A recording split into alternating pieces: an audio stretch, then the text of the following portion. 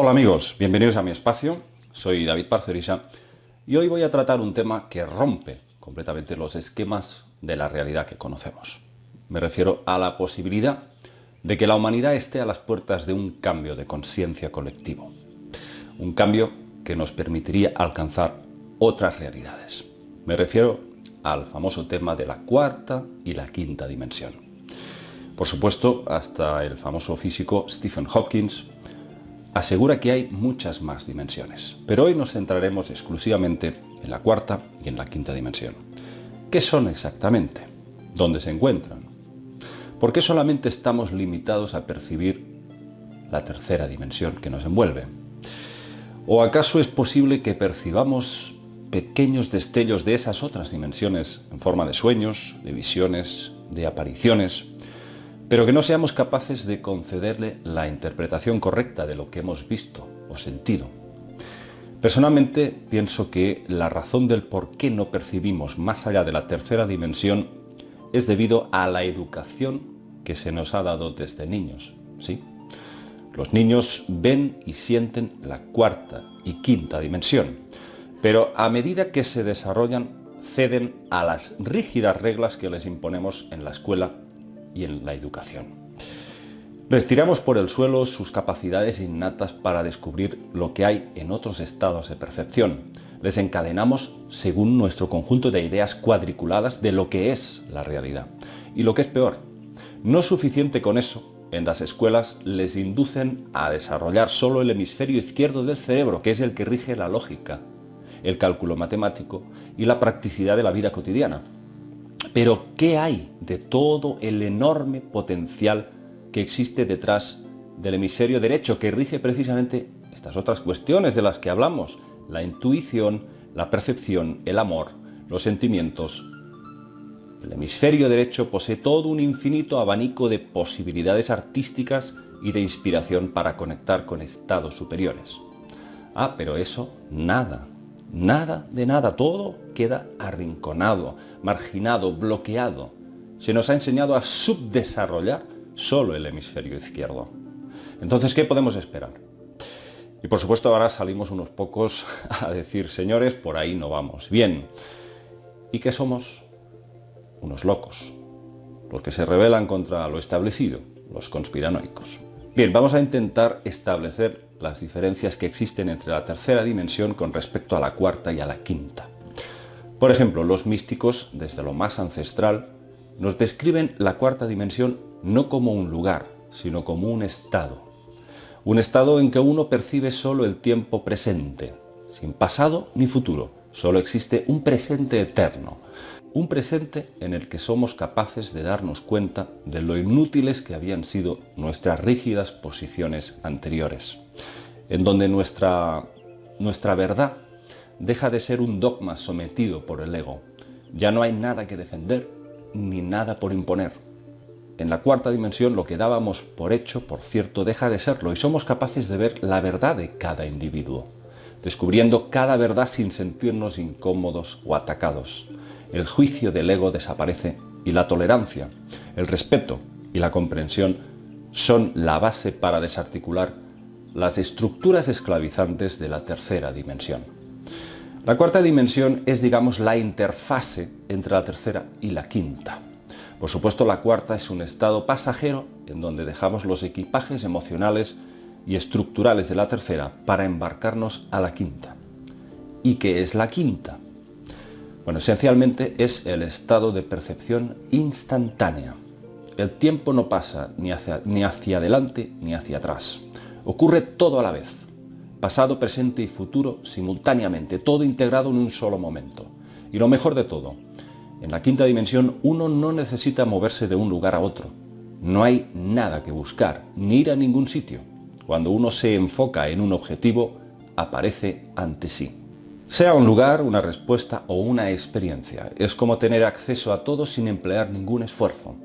Es como si en estado de quinta uno estuviese conectado a una fuente inabarcable de conocimiento que no requiere moverse, ni ubicarse, ni buscar. Solo hay que desear algo para que aparezca ante sus ojos. Eso, lógicamente, hace que el sentimiento de posesión desaparezca. porque detrás de la posesión está el miedo, ya no hay, por supuesto, nada de sentido de propiedad. Nada es de nadie y todo es tuyo al mismo tiempo. Eres parte del todo y te sientes plenamente integrado, sin luchas, sin rivalidades, miedos ni egos. Los místicos coinciden en que en la quinta dimensión se pueden crear cosas, pero no son materiales con forma definida, son más bien patrones de luz que conforman símbolos geométricos. Uno puede crear cosas con haces de luz y geometría sagrada. ¿Os ha ocurrido alguna vez que despertáis en plena noche y cuando volvéis a cerrar los ojos, veis como un flujo de luces fractales con bellísimas formas geométricas? Si os ha pasado esto alguna vez, es posible que hayáis percibido pequeños destellos de esta quinta dimensión que habita dentro de nosotros mismos, ya que, por supuesto, parece ser que estas dimensiones son estados, no son lugares. La geometría sagrada sería el lenguaje universal que parece que comparten todos los seres ascendidos del universo. Y que, por cierto, este lenguaje lo podemos ver reflejado en el fenómeno de los crop circles, los famosos círculos en los campos de trigo. Desde luego, algún tipo de inteligencia muy elevada a nivel de conciencia nos está intentando decir algo a través de estos símbolos. Si os fijáis, las profecías mayas se están cumpliendo. No esa parte fatalista que hizo que mucha gente esperara un fin del mundo físico y se interpretara todo como algo apocalíptico. Muchos ya dijimos en vísperas de esa fecha que los mayas no estaban hablando de cambios que vendrían de la noche a la mañana, sino de cambios que ya estaban sucediendo desde mucho antes del 2012. Los mayas simplemente nos decían que a partir de esa fecha, 21 de diciembre del 2012, terminaba un ciclo y empezaba uno de nuevo. Un nuevo ciclo de vibración. Ellos hablaban del centro de la galaxia, al que llamaban el Hunab-Ku, y que desde ahí, desde ese Hunab-Ku, cada 5.125 años se radiaba unos haces de partículas que transformaban la vibración planetaria para forzar como una especie de despertar progresivo. ¿Y qué es lo que ha ocurrido desde el año 2012, amigos? Bueno, pues para empezar, todos, absolutamente casi todos, vamos a ser un poco más conservadores, pero hay un número cada vez más creciente de seres humanos que, desde luego, hemos sentido como una especie de aceleración desorbitada del tiempo. Es como si todo transcurriera mucho más rápido que antes. Es como si viviésemos una vorágine de sucesos al mismo tiempo. Muchas veces somos incapaces de reaccionar a toda la avalancha de datos y sucesos que nos están ocurriendo. Los mayas lo llamaban el tiempo del no tiempo, ciertamente, como si penetráramos en otro estado, en otra dimensión. Lo malo es cada vez más malo. Las mafias, las poderosas, se han acelerado en su avance, pero lo bueno también se ha magnificado. El contraste entre el bien y el mal se ha intensificado al 400%. Es como una especie de guerra espiritual en la que cada uno de nosotros es esencial y decisivo para ayudar con nuestra vibración en este despertar. Y muchos os preguntáis, ¿y cómo se hace para despertar? Existe un ejercicio moral muy útil para trascender el ego y expandir la conciencia, y es el respeto.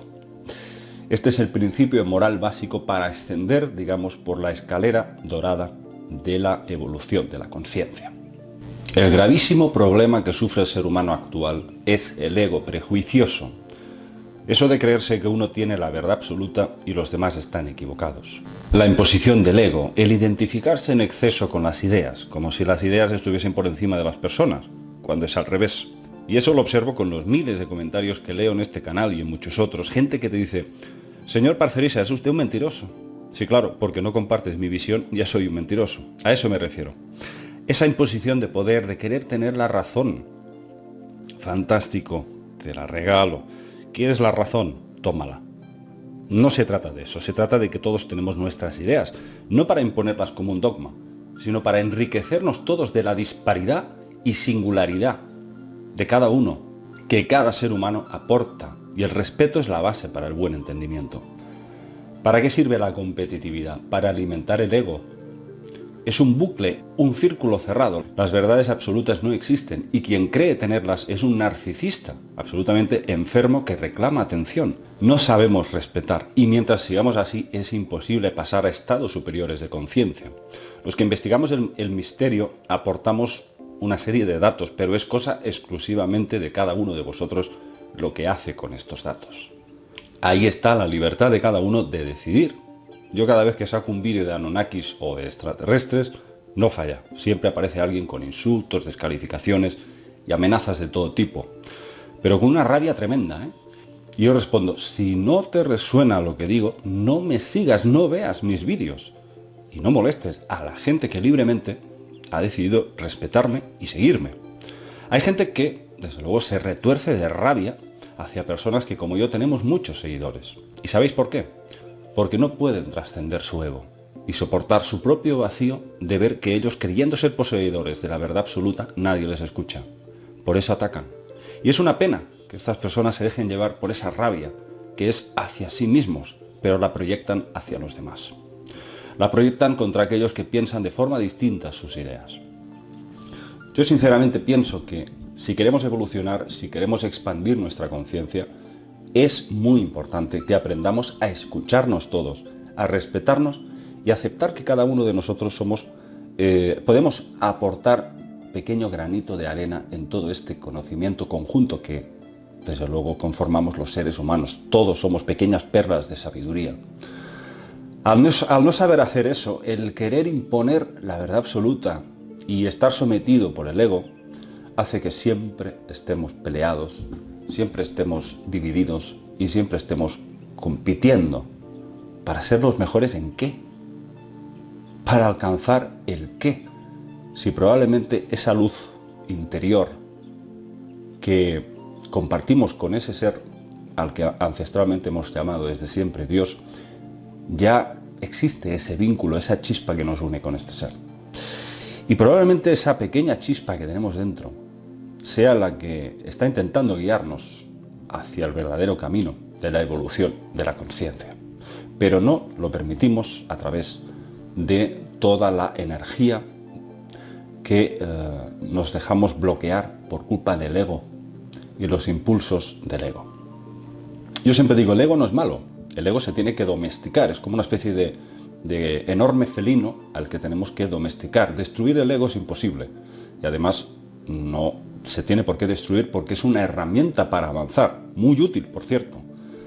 ¿Es necesario tener ego? Por supuesto que sí, pero hay egos y egos.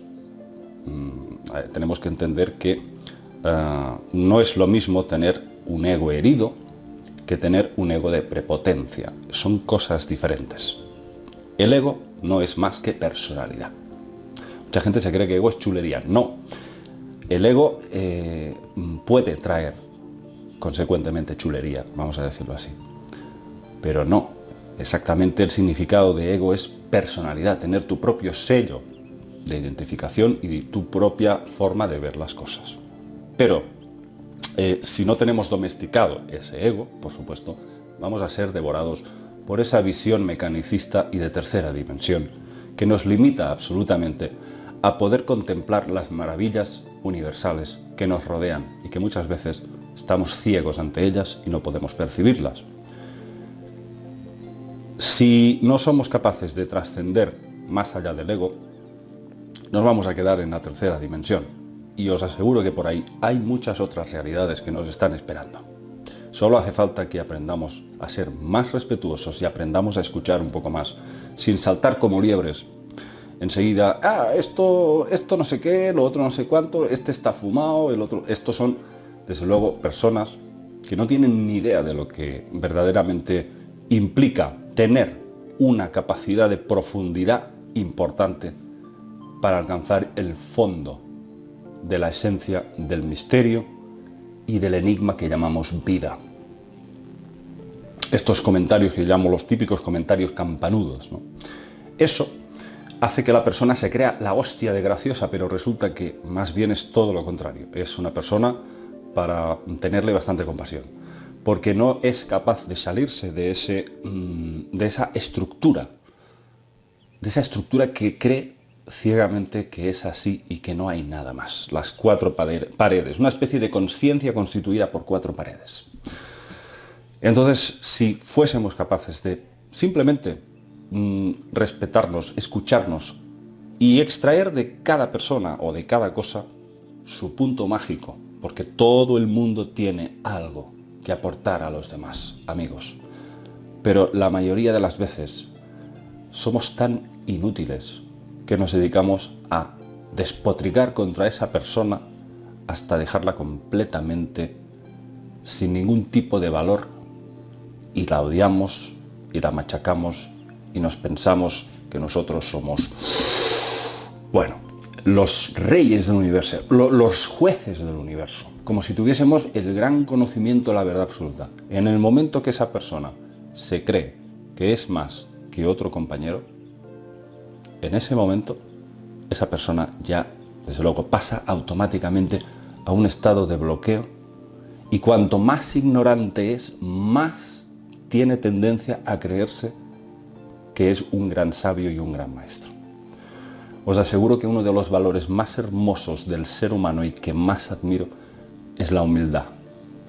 La humildad de aquellas personas que dedican su vida al estudio, que dedican horas de su vida a intentar transmitir desde el corazón para intentar ayudar a los demás a despertar, y que además muchas veces encima son criticados, son vapuleados, pero ellos siguen para adelante porque saben que esa es su misión y es su trabajo. Yo creo que la humildad es uno de los valores más importantes del ser humano, y quizás la humildad seguida de su prima hermana, que es el respeto, dos puntales esenciales para empezar a subir por esta escalera dorada que nos conduce a la evolución de la conciencia. Sin eso, sin el respeto y la humildad, es muy difícil trascender hacia otros estados de conocimiento. Hoy me he enrollado un poco más de lo debido, pero os pido disculpas, amigos.